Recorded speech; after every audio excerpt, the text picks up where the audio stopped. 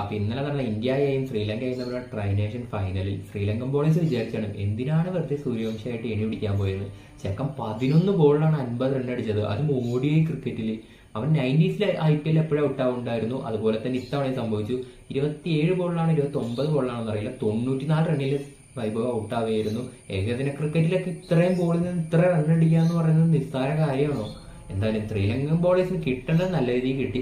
സൂര്യവംശി ഔട്ടായതിനു ശേഷം Indian batters ഏകദിനം കളിക്കുന്ന പോലെ തന്നെയാണ് കളിച്ചത്. ക്യാപ്റ്റൻ ഒരു 50 അടിച്ചിരുന്നു തിലക് വർമ്മ. ഇന്ത്യ 50 ഓവറിൽ 377 റണ്ണിൽ 9 വിക്കറ്റ് എന്ന നഷ്ടത്തിലായിരുന്നു. മറുപടി ബാറ്റിംഗിനാണെങ്കിൽ ശ്രീലങ്ക 311 റണ്ണിൽ ഓൾ ഔട്ട് ആവുകയായിരുന്നു. അപ്പോൾ ട്രൈനേഷൻ കപ്പ് ഇന്ത്യക്ക് കിട്ടിയിരിക്കുകയാണ്. അഫ്ഗാനിസ്ഥാൻ ആദ്യമേ പുറത്തു വരുന്നു. അപ്പോൾ ഫൈനൽ ഇന്ത്യയും ശ്രീലങ്കയും തമ്മിലായിരുന്നു.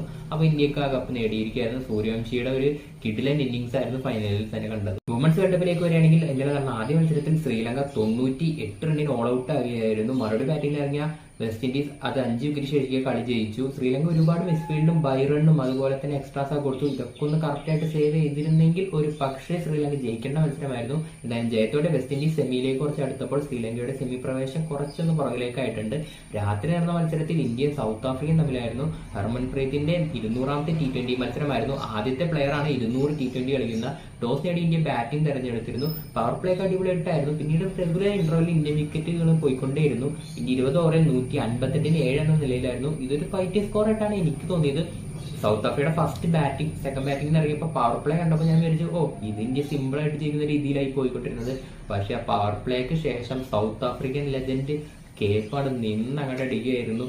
81 റൺ 45 ബോളിൽ 81 നോട്ട് ഔട്ട് ആയി നിൽക്കുകയായിരുന്നു. സൗത്ത് ആഫ്രിക്ക 5 ബോൾ ശേഷിക്കെ 6 വിക്കറ്റും ജയിച്ചു. ഇതോടെ സൗത്ത് ആഫ്രിക്കൻ സെമിയിലേക്കുള്ള ദൂരം കുറച്ച് അടുത്തു, ഇന്ത്യയുടെയും സെമിയിലേക്കുള്ള ദൂരം കുറച്ച് അകന്നു എന്ന് വേണം പറയാൻ. ഇനി രണ്ട് ടീമിന് 2 മത്സരമുണ്ട്. ഇതിൽ ഇന്ത്യക്ക് ഒരു എതിരാളി എന്ന് പറയുന്നത് ഓസ്ട്രേലിയ ആണ്. അപ്പോൾ ഇനിയുള്ള 2 ടീം, ഈ സൗത്ത് ആഫ്രിക്ക ഇന്ത്യ, ഇവർ 2 പേർക്കും ഇനിയുള്ള 2 മത്സരവും ജയിക്കണം. അത് ഭയങ്കര ക്രൂഷ്യലാണ്.